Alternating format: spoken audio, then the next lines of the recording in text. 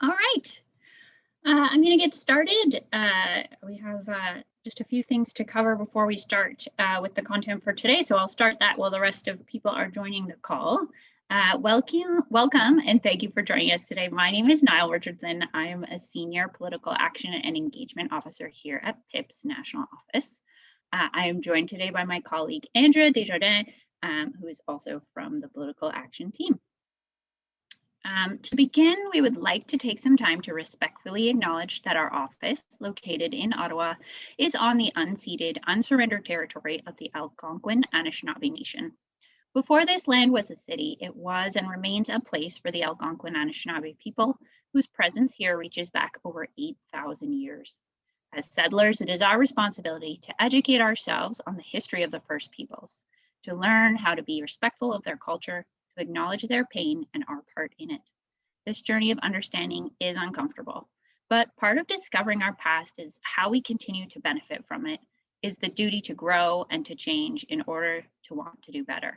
Working towards change, we can be hopeful that our journey guides us to a peaceful, inclusive, and respectful future, one where we can hope to have done the work required to be seen as guests of this great land and its First Peoples, and to be part of their community. If you have started your journey of learning whose territory you work and live on, we do invite you to make that acknowledgement in the chat. It's really nice to see sort of the different territories that folks are working or living on.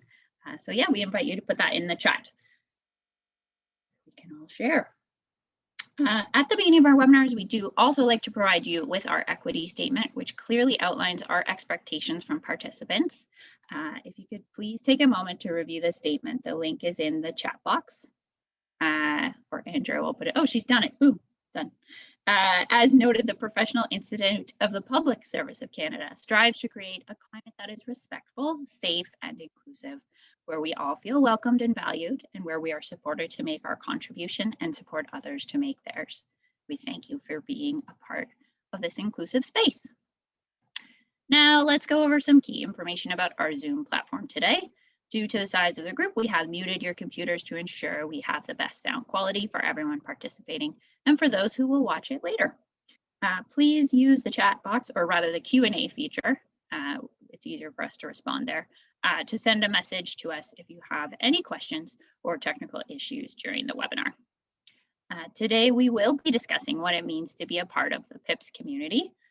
Our mandate is to provide high quality representation to members collectively and individually through effective bargaining, labor relations, and other member services, which we will be reviewing today.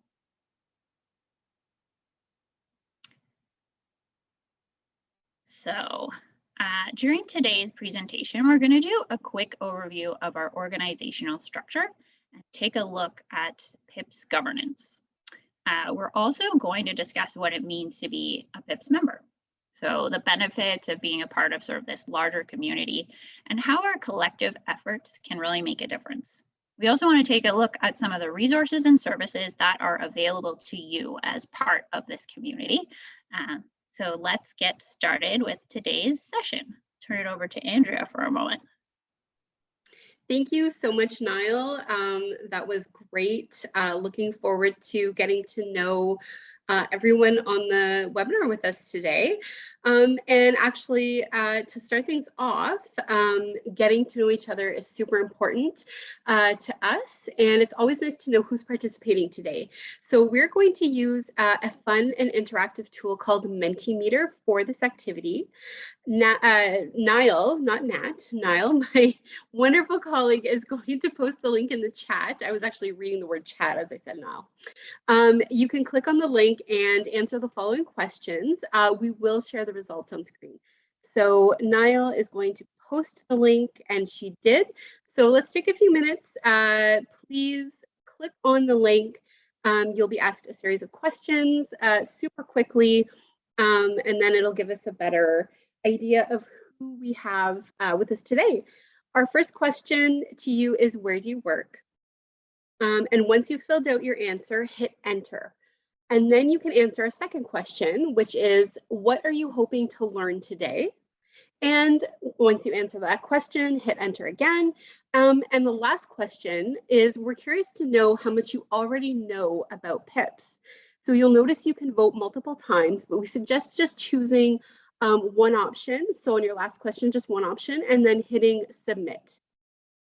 So we'll give folks a few more minutes. Niall has posted the links, so we ask folks to look into the chat box option and answer those few questions, 3 really quick questions. All right, we have some folks. Thank you so much. We have CFIA, Health Canada. Keep them coming. I'm sure we don't all, not everyone works at CFIA and Health Canada. All right, shared services, great. PMRA, that's different. Oh, someone joined a couple of minutes late and missed the link. Yeah, we're going to post the link back into the chat. So sorry about that, folks.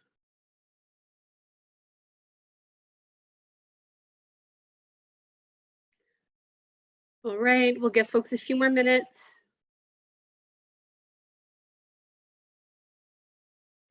So if you look into the chat is actually located on the bottom of your screen. It is the icon towards the middle. And if you click on it, it'll bring you to, normally it pops up on the right-hand side, and you'll just see the back and forth from members and Niall and myself. And that is where Niall popped the link into. If you still can't see it, let us know. No link yet. Niall, do you mind popping that in there one more time for folks? We understand that this, Zoom isn't used by everyone, and nor is Mentimeter, so please don't worry about it. We're not in a super huge rush, so take your time, figure it out. All right. Okay, so great. Where do you work? We have Health Canada, DND, Shared Services, PSPC, CRA, CFIA, super great. NRCan, thank you. We have someone in the chat who said they're from NRCan. Great. So let's go to the next question. What are you hoping to learn today? So, and Canadian nuclear labs. Sorry, I was a 90s child, can you tell? So what are you hoping to learn today? We have some folks who've already filled this out, super amazing. Knowing how the process works, of course, knowing who does what. Where to go if I have questions? That's really, really important. We do talk about that today, Niall and I, so stay tuned. And what PIPS does for employees, exactly. The whole purpose of speaking with you today is to talk about the value that PIPS as an organization and as your union can bring to your workplace. And how a union helps its workers. I've never belonged to a union before. Super, I love that. I love that this is your first experience. And I really hope that we are able to provide you the information that you're looking for. That's super, that's really great. And then what is PIPS all about exactly? Like we say in French, qu'est-ce qu'on mange en hiver, which is what do we eat in the winter time? And it doesn't translate as well in English, so. All right, and then let's go to the third question, which is, how much do you already know about PIPS? All right, folks, if you have had the chance, and how does PIPS relate to subunions? Not sure what a subunion is, but that's a great question. We do have a question and answer period at the end of our presentation, so don't hesitate to keep that in mind with you. All right, so how much do you already know about PIPS? We have in first place a little bit. So, I mean, that's better than nothing. Second place is nothing. And then third place, a decent amount. And then fourth is so much. So you know so much about PIPS. So it's really fortunate to have folks here today with us because we'll teach you more than just a little bit. I feel like I don't even know so much. So. Exactly. I'd probably go decent. I've been at PIPS for like over 10 years. So I'm still learning. It's great. We're trying to be progressive, and definitely the staff is going with that as well. So hopefully we cover what you're looking for today and what you're looking to learn. But if you still have questions, like I mentioned earlier, we will have time to answer those at the end of our presentation. We will also provide our email address in case something comes to mind after today. And we're always happy to answer member questions or point you to the right directions if we don't know. Thanks, Andrea. And thanks to everybody for playing along with us with Mentimeter. We love that tool. So thank you for participating in that. Now that we have a little bit of a sense of who you are, let's talk about how you fit into the PIPS structure. So this chart gives you an overview of the current PIPS structure. As members of, for example, one of the 6 Treasury Board groups like CP, NR, IT, SP, SH, and RE, you are part of what we call a group. The group structure allows each bargaining unit to determine its bargaining priorities and strategies and to deal with current concerns specific to its members' professions. Your group has an executive team who are elected by you and your colleagues and who work with the regional executive on ways to help further your initiatives.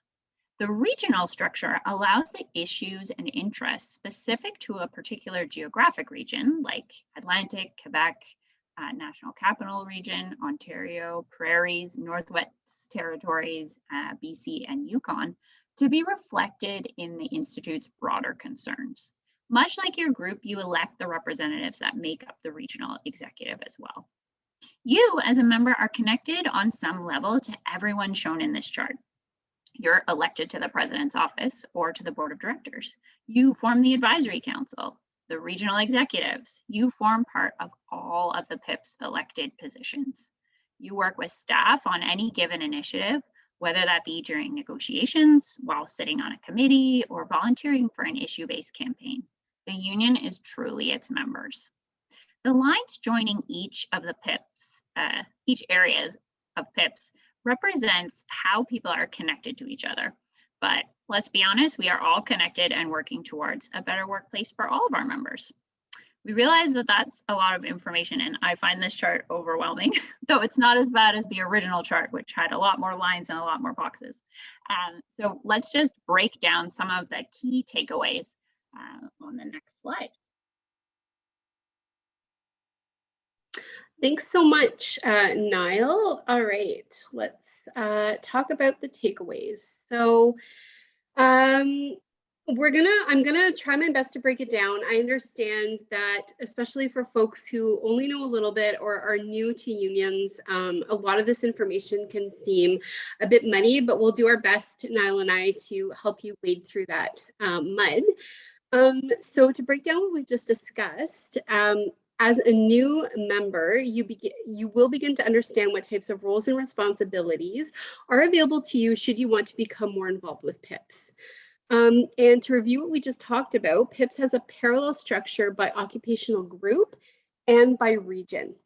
The structure by group allows each bargaining unit to determine its bargaining priorities and strategies and to deal with current concerns specific to its members' profession. So you are part of a group, and that means you, as part of that group, have a bargaining team who's responsible to bargain for your bargaining priorities and specific to your group. The structure by region allows issues and interests specific to a particular geographic region to be reflected in the Institute's broader concerns. So it's twofold: your profession and where your job is located. Both are represented by their interest, and your interests are kept in mind. So we also have what are called subgroups. A subgroup is a smaller part of the larger group that consists of members in the same geographical area. They're responsible for the engagement, the support, the education, and opportunities for members of that specific region.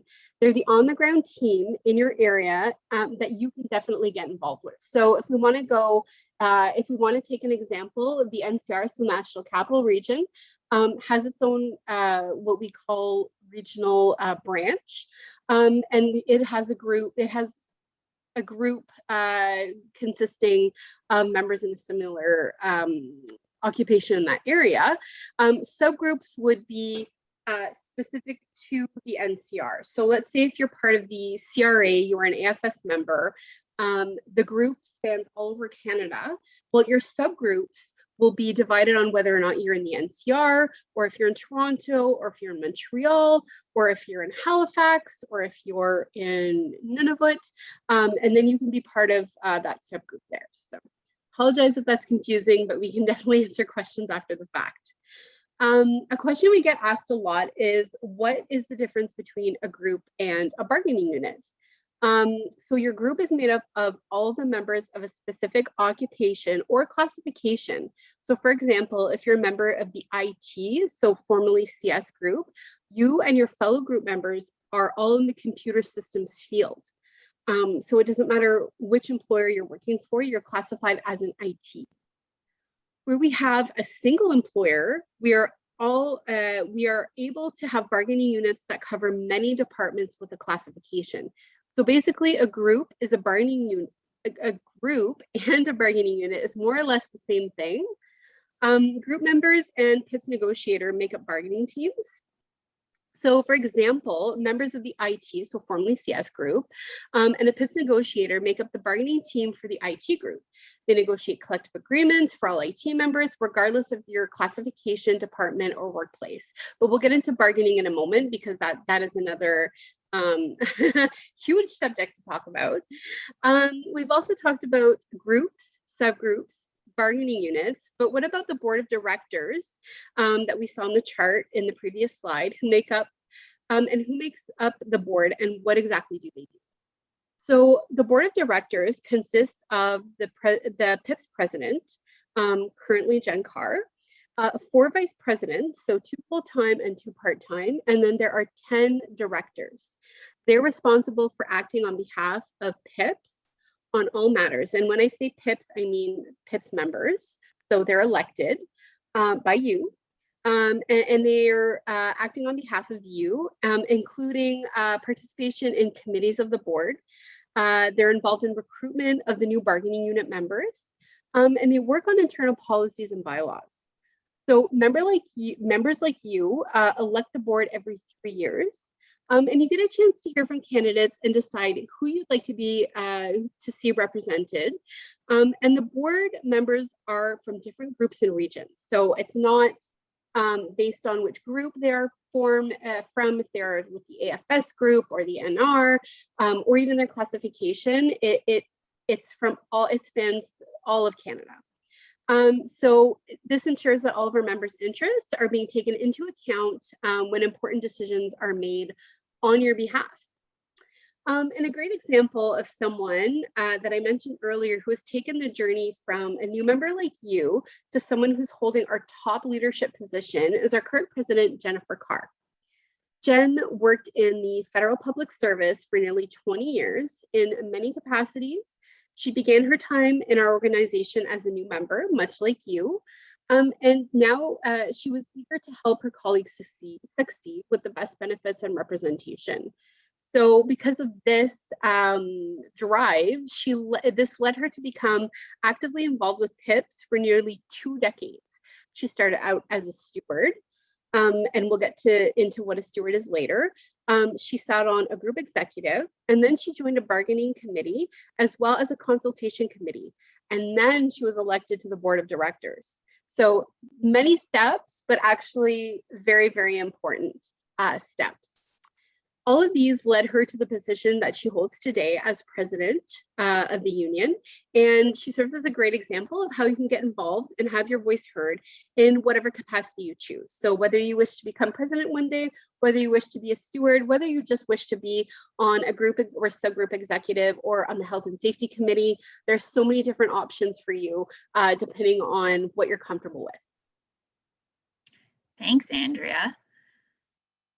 Because of you and your active participation in PIPS, the union is able to work towards securing the best possible working conditions, equal rights, and equal pay for all of our members. But that's not everything you bring to the table. On the previous slide, we saw how the PIPS structure enables us to work together, But what does that mean and how does it work? So members are responsible for creating group constitutions and bylaws, which are guidelines on the definitions, aims, and objectives of each group, as well as PIPS as a whole. Bylaws are an integral part of each branch, group, and subgroup. Within each of these bodies, you elect members or leaders to sit on your executive or your bargaining team to help negotiate your collective agreement on your behalf. This is really important because these members will then make decisions for your group based on your feedback. Working with the employer and PIPS staff, you'll also contribute to the creation of your job classification levels and compensation expectations. Members also help set bargaining priorities by participating in bargaining surveys, which determine what needs to be added, removed, or changed in your collective agreements. Members then vote to accept their collective agreements. And we'll talk a little bit more about collective bargaining in just a moment, but that's sort of what I'm talking about here. Being a member of PIPS allows you to participate in the PIPS annual general meetings, the AGMs. The AGM is where the most important decisions are made and where you can participate in the decision-making process for your union. Resolutions on the budget, operations, and the mandate are all debated at the AGM. All members can participate in the AGM, but voting delegates are selected from your group and regional councils. The AGM is the PIPS governing body and really sets the course for our union's future. Your group also has its own AGM, which is very similar to the PIPS structure and goals. I'll let Andrea go into collective bargaining.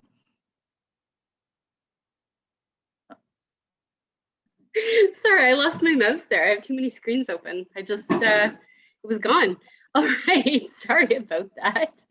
All right, so before we review what collective bargaining is, I thought it would be super fun to do another quick Mentimeter, and we can see if folks have a sense of what bargaining is and what we bargain for. So the link is in the chat. Thank you so much, Niall. Click on that and you can answer the question that pops up. And the question is, what do we bargain for?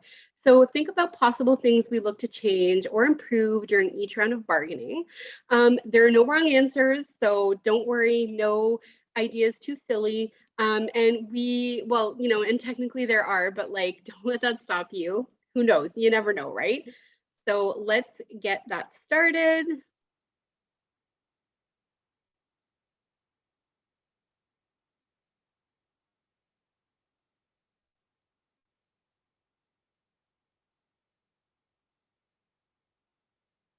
All right, folks, I see we have one there. I see we have someone said better pay, definitely. Pay and benefits. Do we have, oh, we have someone who wrote in the chat, fair pay for professional service, exactly.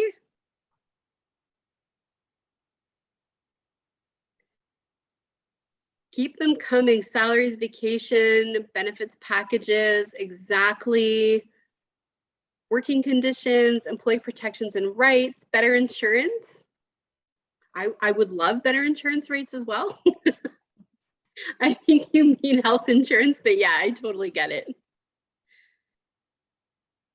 Keeping up with the inflation as well. So that's a comment that we got into the chat. So definitely, all right. I think we have all of our answers. Over to you, Niall. Gonna flop up my screen there. Awesome. So those are all great answers that everybody put in there. And again, I thank you for participating. Part of us working together really means using our voice for collective bargaining with the employer. So the process of bargaining allows members to negotiate for better wages, like you said, better working conditions, and benefits. Bargaining allows us to create collective agreements, which provide the terms and conditions for your bargaining unit. Agreements set out specific standards and procedures to enhance your safety, promote employee well-being, and provide appropriate compensation. Members like you work with PIPS negotiators, research teams, and lots of other staff, including our team, in order to ensure a fair and successful negotiation. It's really important that your bargaining team hear what you have to say. So really don't forget to fill out the bargaining surveys when they kind of come around. Your team shares that with you so that your priorities are known and fought for at the bargaining table. Because you are a member of PIPS, you're really able to use the collective strength of the union to push for continuing workplace improvements. So the power of your community not only sets bargaining priorities that reflect the needs of your group, but it also allows you to stand united in asking the employer to follow through with your asks or come up with a compromise that respects your priorities and needs. In cases where you come to an impasse, the collective strength of the union can help push the employer in the right direction. The actions of your community gives you the ability to stand up for your rights and really demonstrate your union solidarity. We also want to just mention that we will be hosting Bargaining 101 webinars in the fall for new PIPS members, as well as any member out there who's interested. And we really hope that you'll sign up to participate in that. It should give you a really good sense of the full bargaining process and how it all works. So that's coming up in the fall. We're looking forward to that. I will hand it back over to Andrea to talk about workplace representation. Thanks, Niall. So we mentioned, or I mentioned, and probably Niall, the word steward. And for folks who are new to a union, especially, but like also like a good reminder for everyone else, a steward is an elected member who represents other members in a designated workplace. So that's like the official word on that. They are the official representatives of PIPS, and they work to ensure that provisions that are contained in the collective agreement, so specific to your group, are adhered to and applied by the employer. So basically, they make sure that the employer is following all of the rules in the workplace that they're supposed to have. Stewards also work closely with PIPS employment relations officers. So we use the acronym ERO, as we like to refer to them. However, you'll notice that we tend to use a lot of acronyms, so keep an eye out for those. EROs are a group of highly skilled professional staff who provide advice not only to members, but to executive bodies and to consultation teams. They provide interpretations of collective agreements, policies, directives, guidelines, legislation, and regulations. And of course, they work with your employer to resolve workplace issues at the highest grievance level. Stewards are also there to educate members. They know the answers to your questions regarding PIPS, everything PIPS, and the terms and conditions of your employment, which may not be contained in your collective agreement. And if they happen to not know, they can always point you to the right direction. Our education team works with our stewards and provides them training, information, and ongoing updates to ensure that they have the knowledge and tools to support members like you. If you think being a steward might be a role you'd consider in the future, the education team is super happy to help. They also provide education support for all members, not just stewards. So check out our education web pages on our website, and you'll find great resources and information. Thanks, Andrea. So just to review that one, stewards can help you when you have a problem in your workplace, but they are also there if you just have a question. So I think that's a common misconception. People think, oh, I only need my steward when I'm in trouble or when I'm upset about something. But honestly, if there's something in that collective agreement that you're wondering, what does that mean? They are such an amazing resource. So we will share the link to locate the steward nearest you, but really don't hesitate to reach out to them because they're such an amazing resource for you. Speaking of resources, our communication team really works hard to update you on the issues that matter. So working with members to send out emails as well as create social media and website content. Members can expect to receive emails and newsletters about bargaining updates, news from your branch, group, subgroup, and PIPS at large, as well as surveys, training, and education and volunteer opportunities. So a lot of those communications, I know you get a decent amount of them, but there is some useful information in there and lots of opportunities to engage with the union as well. We also want to just remind folks that sharing your personal email address with our membership services department is quite key.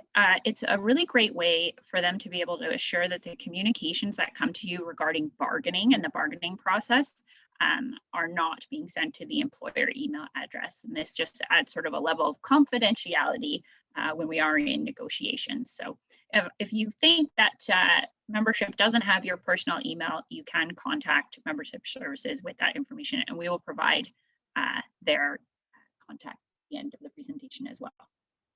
Our website is another great resource of information on PIPS. You can find your group and subgroup web pages on there. Both those pages really have the most up-to-date news on kind of what your group is up to as far as negotiation, but even if there's a barbecue happening near you where you have an opportunity to meet some of your colleagues, those kinds of things are all posted up on those web pages.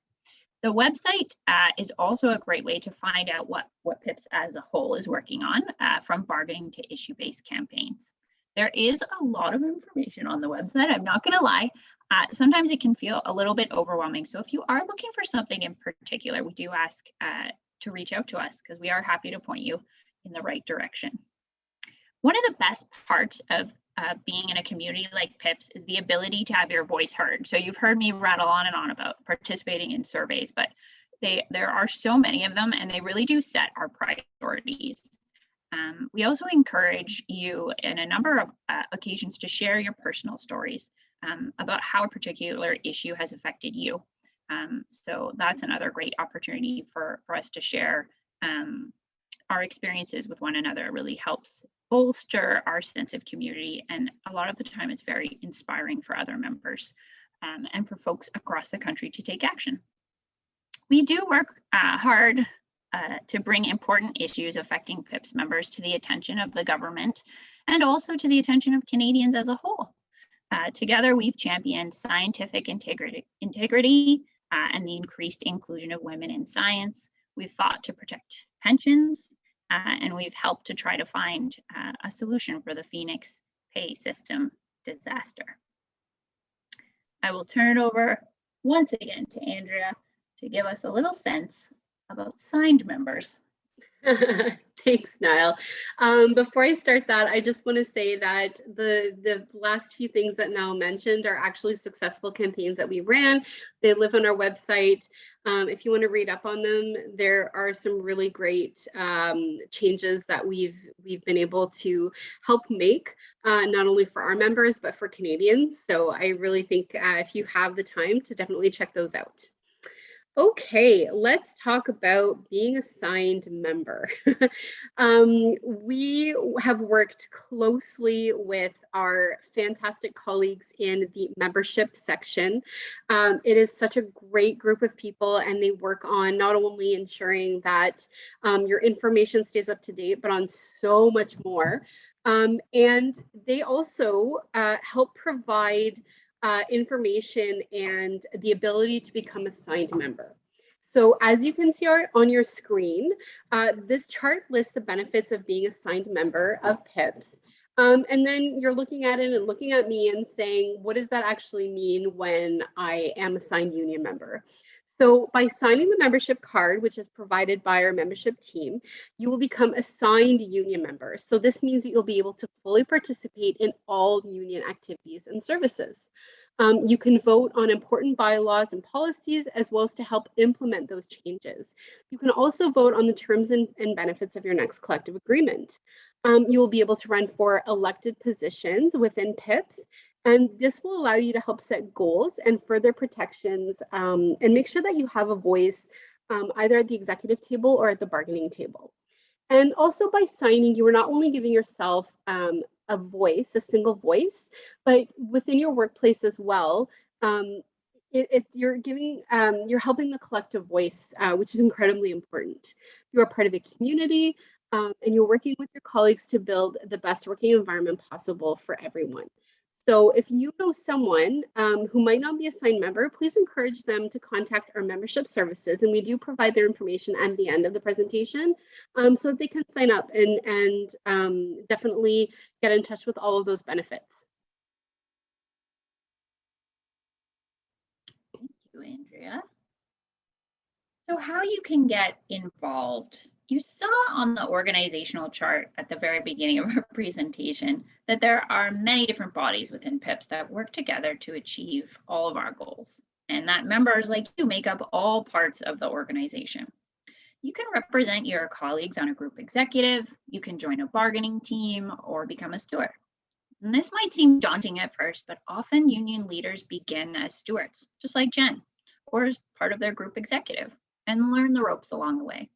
PIP staff are dedicated to supporting you with taking the next step to becoming a greater part of your community.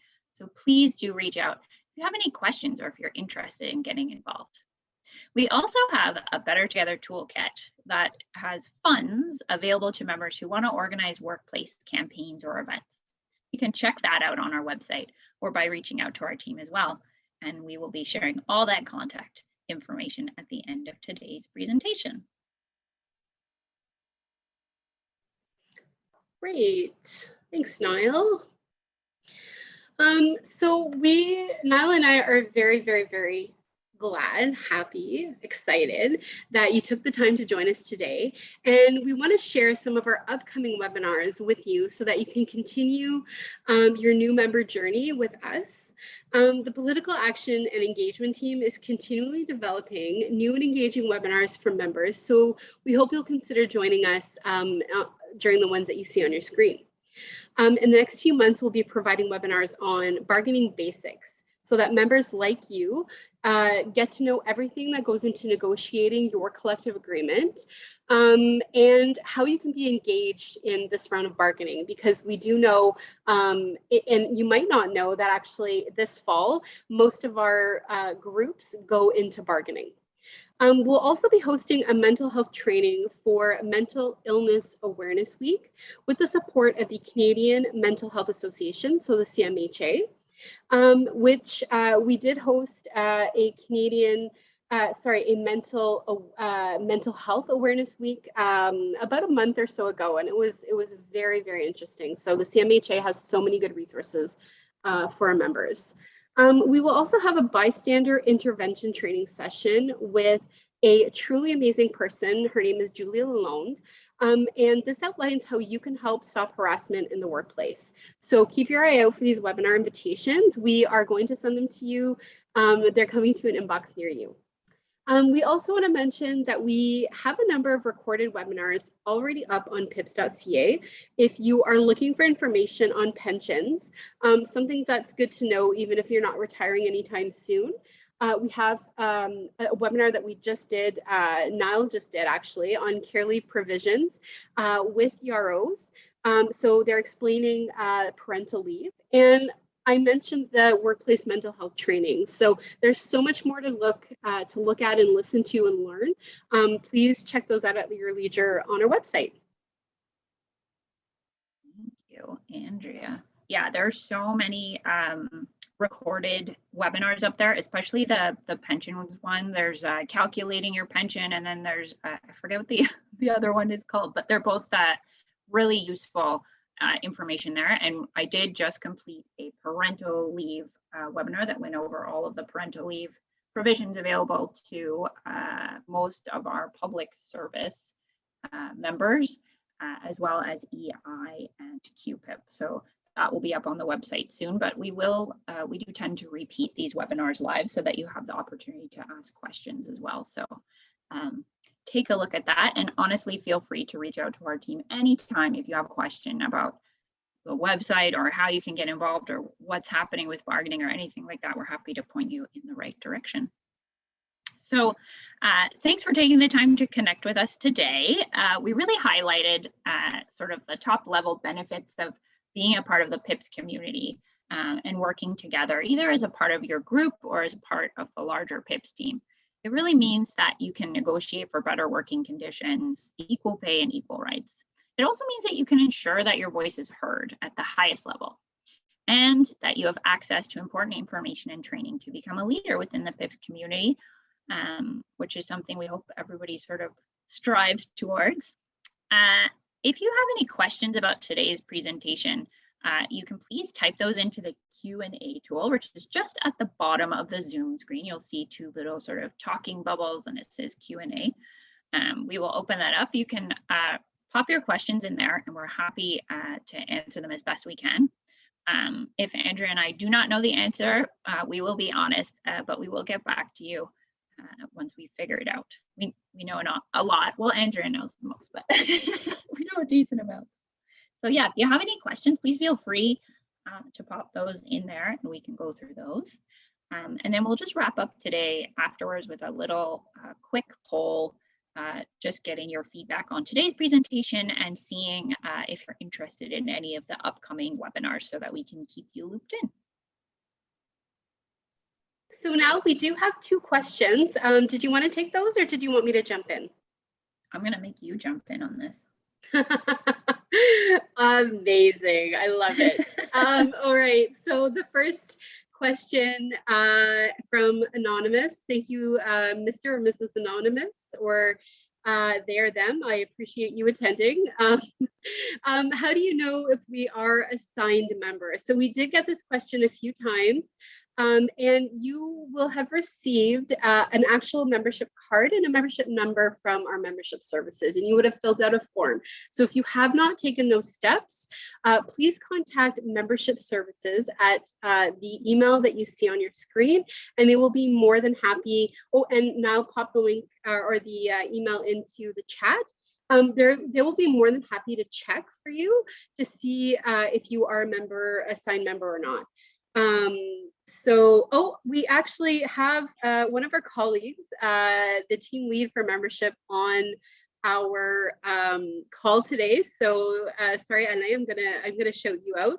You wouldn't have received a card during the pandemic, but definitely an email with your membership number. So if you don't remember seeing that email, you can always write to them and just to make sure that you do have that number. So great, thank you, Alain. I appreciate it. And how many people choose to become members? So I can proudly say that we have probably, and I'm not making this up, I would say over 85% of our 60,000 plus members are actually signed members. I'm assuming it's a bit more, and maybe Alain could pop that answer into the chat for us just to make it sound a bit more interesting, but definitely over 80% of 60,000, I'd say closer to 67,000 people are members. And what is the current number of members compared to total employee base? So everybody is a member. Everybody, when you join PIPS, you are a member. You can benefit from certain there are certain benefits. You are provided representation. It's just if you really want to get involved into the union, that's when you have to sign the membership card, get a membership number, and then you're able to have your say in collective bargaining and whatnot. So that's sort of the difference. So I would say there's still probably 67,000-ish members at PIPS. The next question I see is some of my colleagues I asked about PIPS. They say they do not want to have anything to do with PIPS. Okay, so this could be for a number of reasons, and I totally understand, you know, they might not be informed. They might also not be a part of PIPS. A lot of times, especially in the federal public service, we hire a gazillion members and people. So sometimes they're members of the PIPSC, which is the Public Service Alliance of Canada, and they don't know that they're actually a member of PIPS. So I'd be really interested in talking to whoever this is, just to see, you know, what their reasoning is. Sometimes they don't know. So when someone doesn't know, they automatically don't like it. But yeah, totally a legit question. And I was very kind enough to provide the answer to a previous question.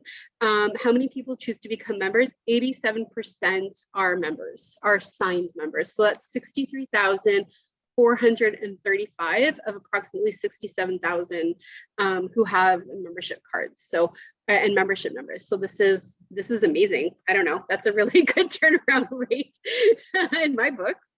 And why do you recommend attending PIPS emails on personal emails and not the Government of Canada emails? So I think Niall, and I know that Niall, Niall did mention this. Yeah, I don't know if you want to jump in and just, yeah, go ahead. So, really the personal emails are for bargaining related emails that come directly from your group. So it adds a level of confidentiality when they're discussing or updating you on the things that you're bargaining for, the changes to your collective agreement and things like that. If things start to go not according to plan when you are in the negotiation process, sometimes those emails can pertain to striking or sort of like more confidential issues that maybe you don't want coming to your work email. It's totally up to you. It's just a recommendation. Your group uses it very sparingly when they are in the negotiation process, but it is really to keep you up to date on the bargaining that's taking place. So that is the only sort of time that we're using your personal email. Other than that, when you're getting emails about webinars or our newsletter or anything of that nature, totally fine to be going to your working email. So that's that one. Thanks, Why Niall. do you recommend Gmail accounts be created? Oh, I don't know that I recommended. Oh, yeah, we do recommend that. I'm not totally sure why we do the PIPSC accounts. That is not my forte. Andrea, do you know?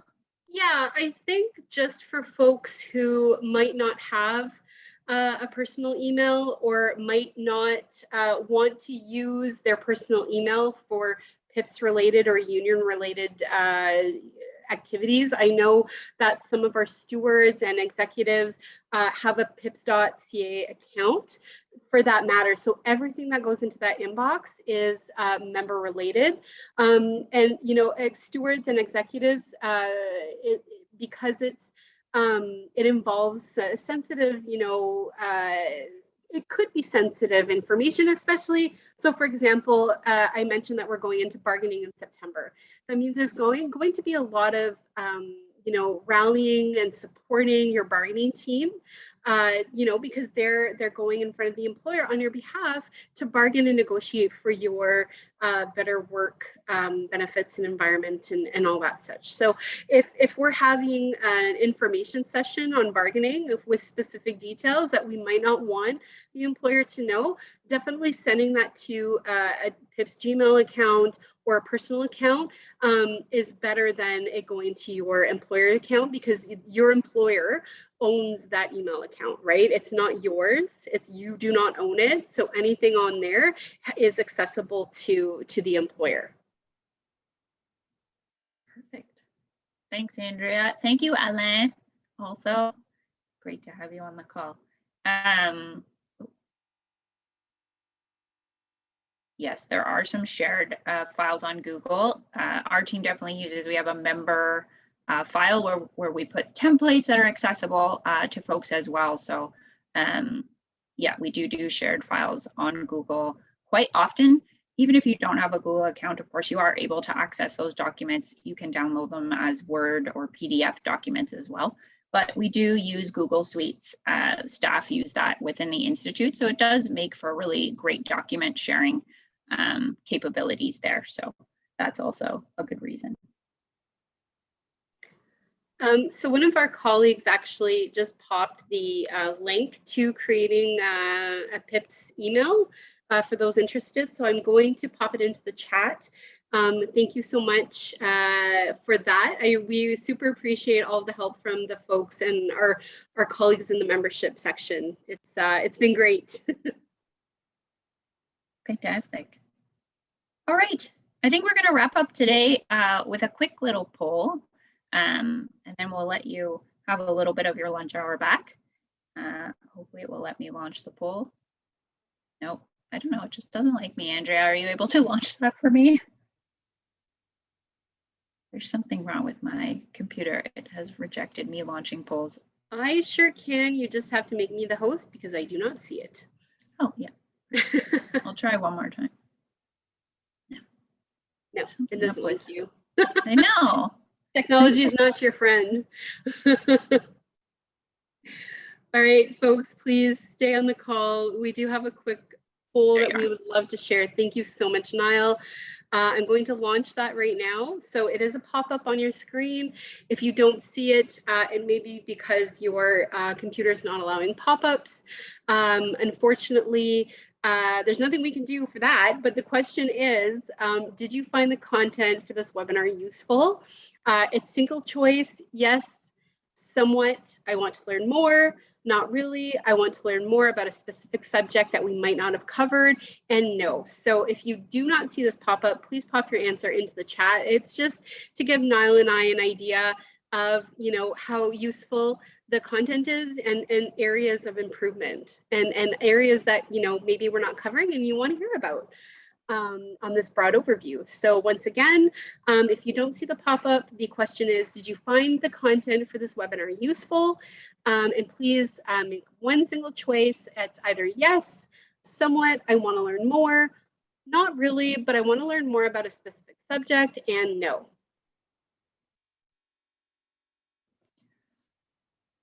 Perfect. I do want to thank everybody again for participating. This is our first PIPS 101 with a bit of a larger group. We will be doing these more regularly.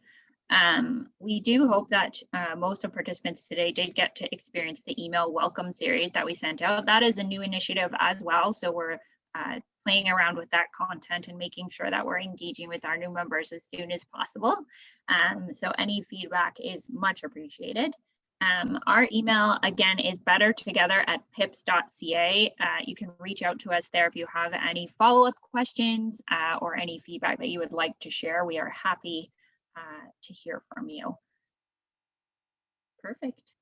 I think if that's everything, we thank you again for participating, and we hope to see you at some of our upcoming webinars, especially the Bargaining 101 in the fall and bystander intervention training and for Mental Illness Awareness Week. Those are all going to be great webinars. So we hope that we can see you there.